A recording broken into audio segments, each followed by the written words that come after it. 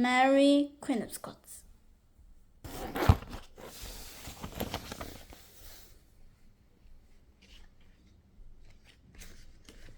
Mary, Queen of Scots. Mary, Queen of Scots. Chapter 1. Portering. My name is Vicary, but this is not my story. It is the story of my Lady Mary, Queen of Scots.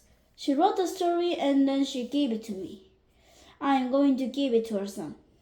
She began the story a week ago. It was January 1587. And we sat here in our courtroom in Vicary Castle. In the north of England, we couldn't see much from the window.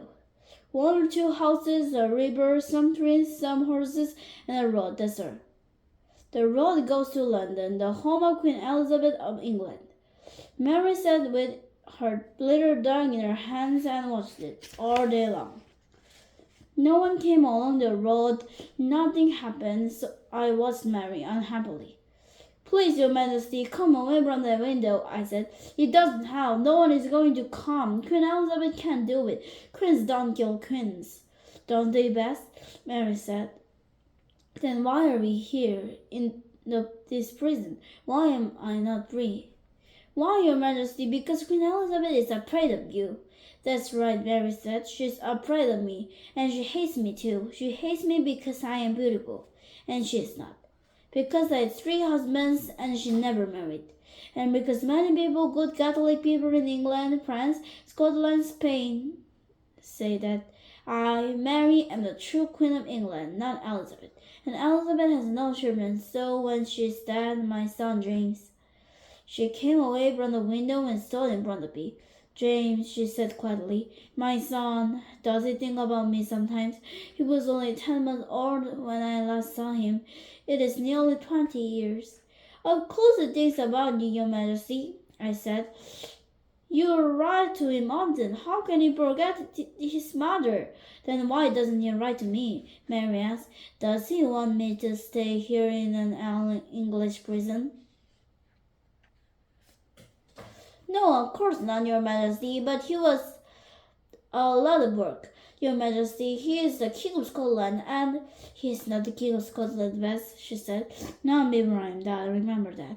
No, Your Majesty, of course not, but perhaps people tell him things that are untrue. You know the papers say, perhaps he thinks you killed his father. Mary's face went white. She was very angry, and for a minute I was afraid. She said, You know that's a lie, Bess. It is a lie. I did not kill James's father. I knew nothing about it. I know that, Your Majesty, but poor James doesn't know it. He hears so many lies all the time. He needs to know the true story. Why don't you write and tell him? Mary sat down slowly. She looked old and tired. All right, Bess, she said. Give me a pen, please. I'm going to write to James and tell him the true story. You can give it to him when I'm dead. Then, Your Majesty, don't say that. You aren't going to die. Her old tired eyes looked at me. Yes, I am, Bess. You know what is going to happen. One day soon a man is going to bring a letter from Queen Elizabeth, and then her men are going to kill me. But before I die, I would like to write to my son James. I want to tell him the true story of my life. So give me a pen, please. I gave her a pen. This is what she wrote. Chapter 2. France. Dear James, very soon I am going to die, and me, my God. Before I die, I want to write the true story of my life for you. Everything that I write here is true. I cannot lie to you or to God. Please believe that, James. It is important to me. My father died when I was 1 week old, so I was a Queen of Scots when I was a baby. At both I lived with my mother in Scotland, and then when I was 5, I went to France. My mother was French, but she stayed in Scotland and died there. I went to France to marry the King of France's son. His name was Francis, and he was 1 year younger than me. In 1559, his father died, so Francis was king. Then I was the Queen of France and Queen of Scotland too. I was very happy in France. Francis, my husband, was like a little brother to me. I think he loved me, but he was very young and he was often ill. And then in 1560, he died. He was 16 years old. When he died, I was very unhappy, and my life was very different. There was a new king or queen, and I wasn't important in France anymore. But I was still Queen of Scots, so I came back to Scotland. When I arrived in Scotland, I was a young girl of 18. My mother was dead, and there was no one there to meet me. I walked up the ship, and I slept in a little house near the sea. Next day, the Scots lords came to Edinburgh. They were pleased to see me, and for a week everyone was happy. People smiled at me and sang the streets.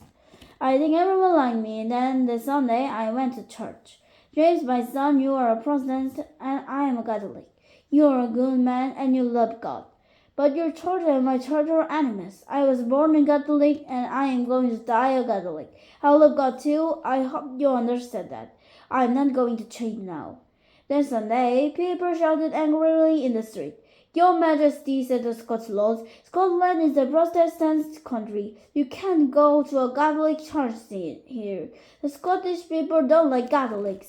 I'm sorry, my lords, I said, but I am your queen. No one tells me what to do. I don't hate Protestants, and I'm not going to kill them. The people can go to Protestant churches and pray to God there, but I'm going to pray with Catholics in my church. People were angry because of that. A man called John Knox came to see me. He was a famous Protestant churchman, but I didn't like him. He was a big, angry man with black clothes. He hated the Catholic Church and wanted all Catholics to leave Scotland. To him, the Protestant Church was the only true church of God. He said, Your Majesty, you're a young woman like my daughter. Women can understand different things like God's or church. Find a good Protestant husband, girl. Let me rule this country for you. I was very angry with this man Knox. I was a queen, but I was only 18. He didn't talk quietly. He shouted at me. I cried because of his angry words. I could not understand him. He talked so much, and he knew so many books, but I did not go to his church. He was right about one thing. Paris like all over Scotland without a man, but I could not have a child without one, and every queen needs a son or daughter to come after her. So I began to look for a husband. Chapter 3. Learning and Ritual. At birth I wanted to marry the son of the King of Spain, Don Carlos. But he was a Catholic, of course, and my Scots lords did not like that. It was difficult, me, James. I wanted to please myself. I wanted to please my friends and families in France and to please my people too. And then there was the Queen of England. At both I wanted very much to be friends with Elisabeth.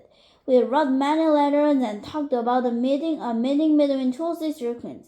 Elisabeth wrote to me at this time. Our two countries need to be friends. You need a husband. I need a friend. Why not marry my friend Robert Dudley, the Elisabeth's sister? He is a tall, strong man. I think he could be a good husband for you. I was very angry about this letter. There were a lot of stories about Elisabeth and Robert Dudley. They were good friends. He often danced and sang and talked with her. Sometimes people said he stayed in a room all night. Dudley had a wife, but one day she died very suddenly. It was an accident. She fell down the stairs, they said, but then perhaps she was unhappy because of her husband and Elisabeth. And she writes to me about a man like this. I thought she wants him to marry me because he is her friend, her lover. Perhaps she wants her lover to be King of Scotland. I found a better man than Dudley. James, I found Henry Dudley, your brother. He was 19 years old and I was 23. He was a tall man with a beautiful face and big green eyes. He talked and sang well, and I liked dancing with him. He often wore expensive black clothes, and he laughed a lot when he was with me. He was very young and friendly, and I felt happy when I was with him. I liked him very much, and I thought he loved me too. He was an important man too. We were cousins. His grandmother was King of Scots, and his great-grandmother was Henry William England. In July 1565, I married him. Elisabeth was very angry, and so were a lot of Scots lords. My half brother, the Earl of Moray, tried to stop the marriage. I had to fight him, and he ran south to England. But I was happy. Your brother and I laughed every day. He was now howling King of Scots. After 1 or 2 weeks, the laughter stopped. King has a lot of work, James. You know that he has to read hundreds of letters, talk to people, and think about a lot of important things. I did those things every day, but now I thought I had a man to help me. My lord, Henry, I said, would you like to read all the letter with me? You can sit next to me, and you can work with me every day. Your brother looked unhappy. I'm not interested in work like that, he said. I don't understand it. Of course not, I said. You're a young man, my love, but I can teach you. For 1 or 2 days, he sat down with me, and I tried to teach him. But it was true. He was not interested in the work, and he did not try to understand it. You do it, Mary, he said. I'm going out with my friends. We're going to ride and drink and swim. So I did all the work all night, too. He often went out with his friends in the town. They drank a lot and laughed and sang. And there were often fights, but no one said anything because he was the king. My husband, what could people say? They were unhappy, but they were proud of me. Some of them went to England to the heir of Moray. At this time, I was often very tired because I was pregnant. You, my son James, will arrive inside me. But I did all the work of a queen, and I needed friends too. One of these friends was a young Italian, David Riccio. Riccio was a little man, and he was not tall or beautiful or strong, but he was a very clever, interesting man. He wrote many of my letters for me and helped me. He sang well too, and I sometimes sang with him in the evening. I liked him very much, and of course your brother liked him too. But then Morley's friends began to talk about me and Riccio. David Riccio is in the Queen's room every night, they said to your brother. She laughs and sings and dances with him. My lord, it is not right. He is not a Scotsman. He is not her husband. He's a race with her. Perhaps they said other things too. I don't know. A lot of Scots laws listen to them. But I tell you, James, before God, I did nothing wrong. David Riccio was a good man. He worked hard and he helped me. So of course I like it. Your brother did not work. He went out to the town every night with his friends and drank. And then one night your brother came home. Chapter 4. The Death of David Riccio. It was Saturday evening in March 1566. I was in Edinburgh with some friends. David Riccio was there with 6 or 7 other people. We were in a small room, but there was a good dinner on the table, and we were happy. It was dark outside, but inside it was warm and friendly. Suddenly, a door opened behind me. In the door was Henry Darling, my husband. I stood up and smiled. Good evening, my lord, I said. Please come in. Would you like something to eat? No, thank you, he said. But I'm not hungry, but I want to sit next to you. Please tell the man to move. A man got out of the chair next to me and Darling sat beside me. Then he put his arms around me. I did not like it. His face was hot and his eyes looked unhappy, but I smiled and said, I'm happy to see you, my lord. Are you happy? Are you married? He laughed. Are you really? Yes, of course, my lord, but... Then the second door opened and his friendly, loud lieutenant stood there. He had a knife in his hand, his face was red, and he looked very angry. At first no one moved. Then Ruthven said, Your Majesty, said David Riccio out of this room. Now I want him. I looked at Riccio. He was afraid. Why? I said. Why do you want him? He's a bad, wicked man, Ruthven said. Send him out. No, I said. You want to kill them. Kill him. David Riccio is my friend. He stays here with me. Here goes that woman, Lord Ruthven said. King Henry, hold your wife, please. I stood up, but Darling held my arms, and I could not move. David Riccio ran behind me and held my dress. My friend in the room stood up too, and moved toward Ruthven angrily, but he had a knife in his hand. Get back, he said angrily. Don't touch me! Then 5 men with knives ran into the little room, and there was a fight. One man held a knife in my face. in my place, another man hit David Richard behind me. Then they pulled him out of the room. "Help me!" he screamed. "Help me, my queen, please! They're going to kill me! Dada!" I couldn't help him because Donnie had me in his arm. But I could hear David Richard scream. I think he fell down the stairs and he screamed for 2 or 3 minutes. Then it was quiet. "What are they doing?" I asked Donnie angrily. "Richard is a good man. Why are they doing this?" Donnie laughed. "You're my life, Mary. David Richard," he said. "So why are you with him every evening? You never talk to me." "I don't talk to you because you are never here," I said. "You are always ringing with our friends." "You are the king. You're a stupid boy." He laughed again. It was not a nice laugh. "Well," he said, "Pardon I am a boy, but that is better than David Richard. Now, do you want to go and see him?" I did see him. 5 minutes after that, he was very dead, and there was all blood all over the floor. "Poor David Richard, he sings to God now, not me." I looked at Holly Darling, my husband. He had a stupid smile on his face, but I think he was afraid of me. I looked at him a long time, and the smile went away. "Remember this, right, husband?" I said to him. "Remember it well. Think about it when you look into my eyes. And before you go to sleep, David Richard was my friend, and you killed him in front of me. I'm never going to forget that, Henry Darling. Never." Chapter 5. My son is born. Next morning, Darling came to see me. He was afraid. "What's the matter, husband?" I said.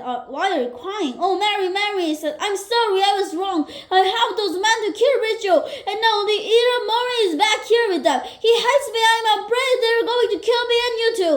Think of our tower, Mary, here inside you."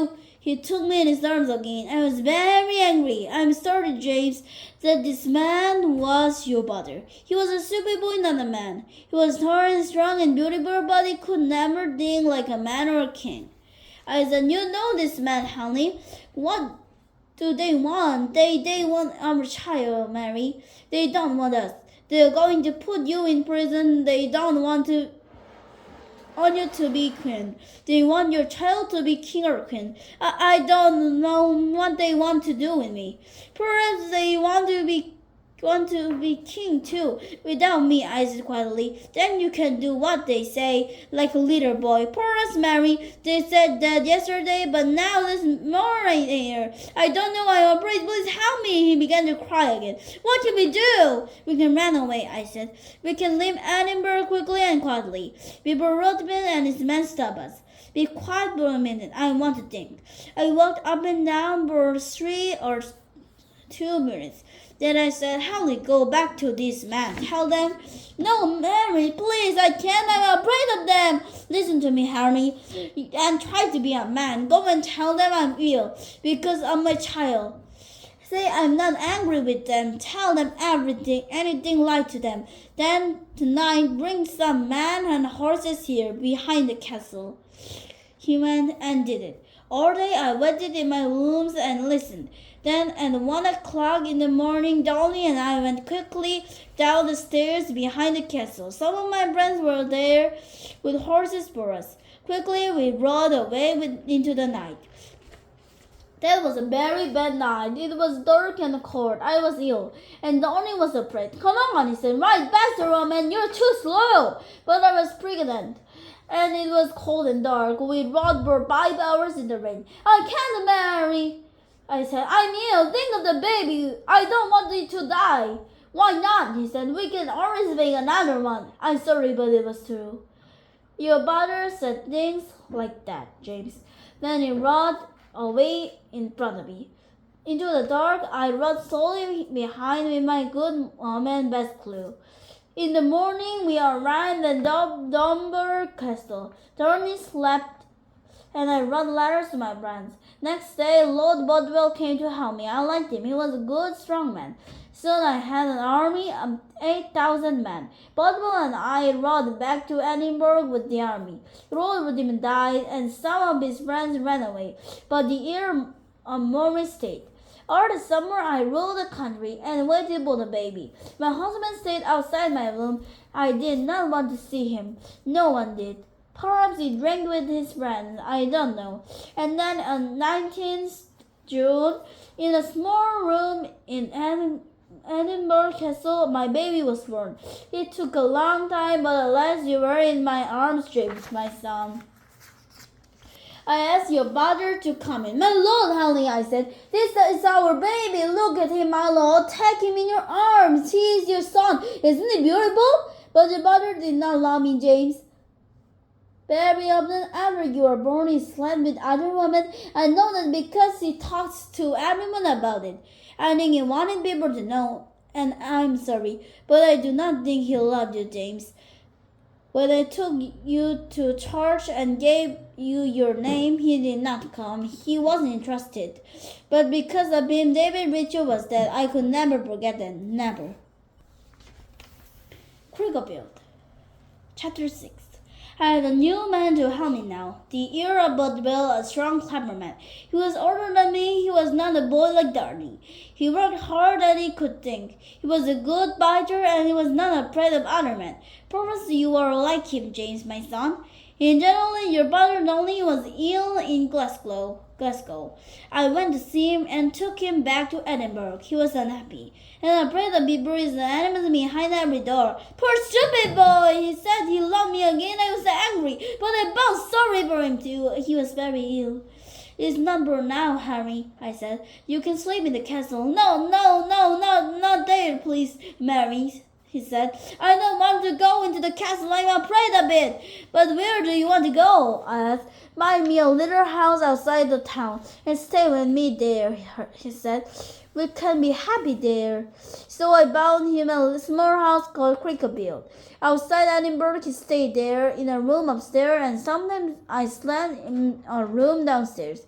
Darnley was often afraid, and I visited him every day. Slowly, he got better. On Sunday, 9th February, there was a big wedding in Edinburgh. After the wedding, Barbara and I walked out to Cricklefield to see Darnley and talk to him.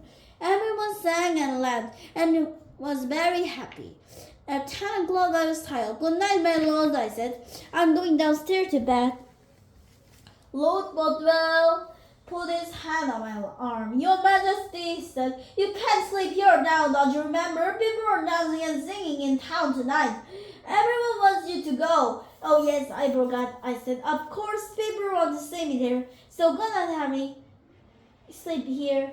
Darnley was very unhappy. Please, Mary, my love, don't go, he said. Don't leave me here. But I did not love him now. I remember the night when Rachel died. So I smiled and said, good night, Harry. Be a man now. Don't be afraid of the dark.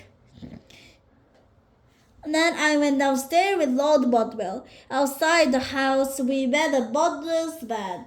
He looked afraid and there was something black on his face and hands. Just as bad. How dirty you are, I said. Don't come near me with those hands. No, my lady, of course not, he said. He looked at Bodwell for a minute, and then she ran away quickly. I got on my horse and forget about it. I tell you, people, God, James, I did not kill your father. It was not me. I knew nothing about it, nothing. I sang and danced in town and then went to bed in Edinburgh Castle. Then at 2 o'clock in the morning, there was a sudden noise, a very big bang. Everybody halted all through the town. My God, I said, what's that? Everyone ran out of their rooms. Lord Bodwell was downstairs. Don't be afraid, ladies, he said. My men are outside. They're going to see what it is. After an hour, he came to see me. Please sit down, my lady, he said. I have some unhappy news. Yes, my lord, what is it? Is your husband Lord Darnley? He's dead. But how? How did he die? Who killed him? I don't know, my lady. The van that was his house, Cricklefield, is not there anymore. What? And Darnley were inside? Well, no, my lady. Bodwell said slowly. My man found him in the garden, not in the house. He is wearing only a nightcloth, and there is no blood on him. But he is dead. I am sorry. Take me out there. I want to see him now. Yes, my lady. I went out to Kirklefield in the early morning. There was no house now, no walls, no doors, no windows, nothing. And there in the garden, a long way from the house, was that poor dead boy, my husband. I didn't love him, but I cried then. He was your brother, James, and I did not kill him.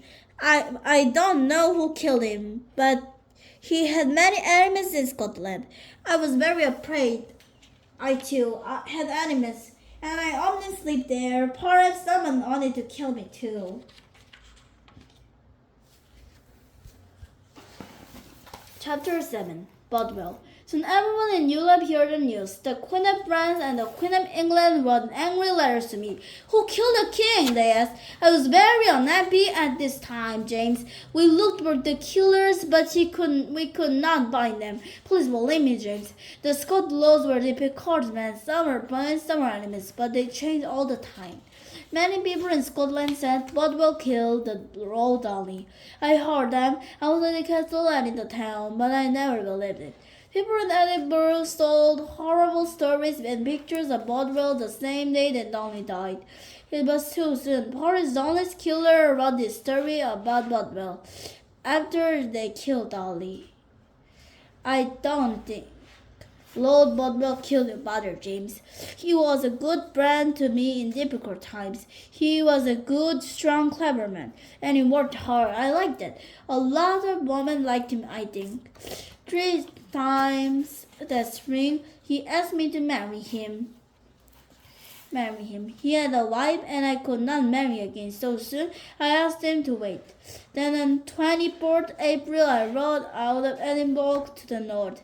I had 5 or 6 friends with me. 6 miles outside the town, Lord Bodwell met us. With morning, why are you here, my lord? I said. He smiled. Because I want to meet you, Mary, he said. I want you to come with me to my castle. He rode next to me, and his man rode between me and my friends. I was afraid and a little excited too. But my lord, you can't do with this, I said. I don't want to come in you now, but I want to marry, he said. Your friends can't stop me. I love you, and I want to marry you. What's wrong with that? I said nothing. What could I say? I liked him, and he had an army. I had only 6 friends. So I rode with him to his castle in Dunbar and stayed there 2 weeks. And then he was a strong man, and I was only a woman, and I did like him, James. I liked him very much. After 2 weeks in Dunbar, Bodwell and I rode back to Edinburgh. His wife did not want him, and was happy to divorce them. So on May 1567, I married him. He was a good man, James. A much better man than your father. I needed a strong man to help me rule the country. But I was wrong. I understand that now. All the Scots lords were afraid of Bodwell, and many of them were his enemies. They had an army, and on 5th June, Bodwell and I rode out to fight them. We met them at Carberry Hill. It was a hot day, and the 2 big armies stood and looked and waited. Their army had a big flag with a picture of your poor dead brother darning on it. Under the picture there was the word, "Find my killer, oh God." Come on, my lord, I said to Bodwell. Our army is better than theirs. Let's fight them. Bodwell rode up and down and talked to his men. But they didn't know what to fight. They talked and looked at the flag and waited. Then some of them walked home. At 5 o'clock that evening, Lord Crickleady rode from his army to talk to us. He said to me, "My lady, leave your husband and come with us. We don't want men to die." And so because our man didn't want to fight, I went with him. It was a very bad day for me. They took me back to Edinburgh, and people in the street screamed at me, "Kill the woman! She sleeps with your husband's killer! We want James to be king! Kill her now!" I was unhappy. and afraid, and I was pregnant again. They took me to Lochleven Castle and put me in a room like a prison. There I did not eat for 2 weeks, and both were children. There were 2 babies who were born dead. I nearly died too. I was so angry and tired and ill. Then one day, after the babies died, Lord Lindsay gave me a letter. It said, I marry Queen of Scots, give the kingdom of Scotland to my son James. From today, James is the new King of Scots, but because he is a child, the heir of Murray, my half-brother, can rule the country for him. Because I am pregnant, tired, and ill, I wrote my name on the letter, Mary. But it is not important, James. It doesn't change anything. I am Queen of Scots, not you. The letter changes nothing. Bodil went over the sea and died in the prison in Denmark. I was a prisoner in Rothschild for a year, and a lot of people in Europe was angry about that. Queen Elisabeth wrote to the Earl of Murray, You cannot keep a king in prison, she said. It is very long. I was pleased about it, but Murray didn't listen. Lord Douglas lived in the castle, and his young soul. William liked me. One day there was a wedding in the castle. People sang and danced and drank. William Douglas gave me some old woman's clothes. I put the clothes on and walked quietly out of the castle with him. He shut the castle door behind us, so keep his brother friendly. Then we got on some horses and rode away through the night. All my friends came back to me. Soon I had a big army. Mary is our queen again, people said. Give her back her son. You were in Earl Murray's castle, James, so I came to fight him. I rode with my army to Langside, near Glasgow, and there, James, there, my son, I lost a fight. I am so sorry. I had many good, strong men in my army, but Murray's men were strong. Many of my men died, and some ran away. After the fight, I ran away too. I did not want to go to prison again, so I rode south to England. Queen Elizabeth wants me to help me.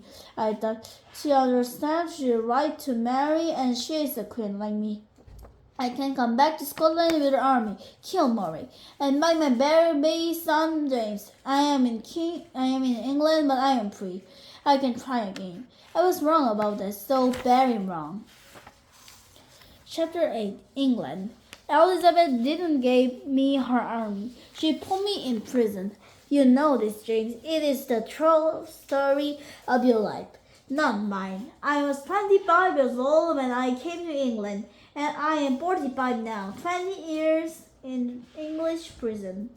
Murray told lies about me. Mary and Bodwell killed Darnley, he said. Mary stayed with Rachel and Bodwell and killed her husband.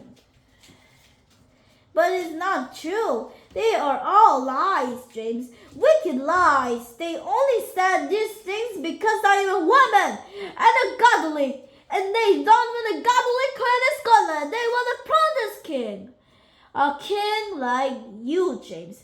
Why, James, my son, don't how you help me? Why are you plainly with Elisabeth, my enemy?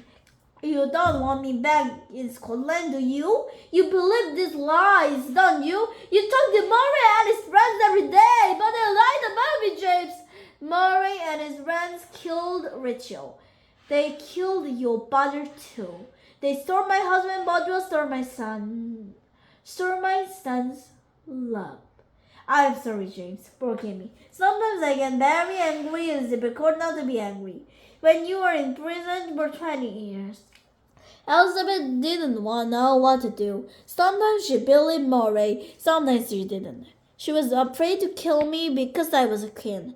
She was afraid to let me go free because I am friends in England. The England Catholic want me to be Queen of England, not her.